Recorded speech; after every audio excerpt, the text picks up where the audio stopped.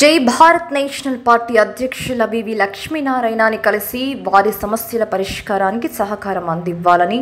కోరిన గంగవరం పోర్టు కార్మికులు. వివరాల్లోకి వెళ్తే గంగవరం పోర్టులో 499 మంది కార్మికులకు వన్ టైం సెటిల్మెంట్ చేయడానికి జరిగిన ఒప్పందంలో సెటిల్మెంట్కు ఒప్పుకొని 14 మంది కార్మికులకు, అలాగే ఇష్టపూర్వకంగా కాకుండా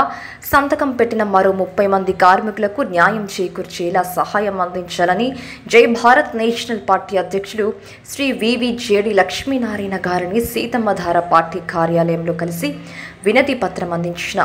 గంగవరం పోర్టు కార్మికులు సమస్య పరిష్కారానికి పూర్తి స్థాయి సహకారం అందిస్తానని జేడి లక్ష్మీనారాయణ వారికి భరోసా అందించారు.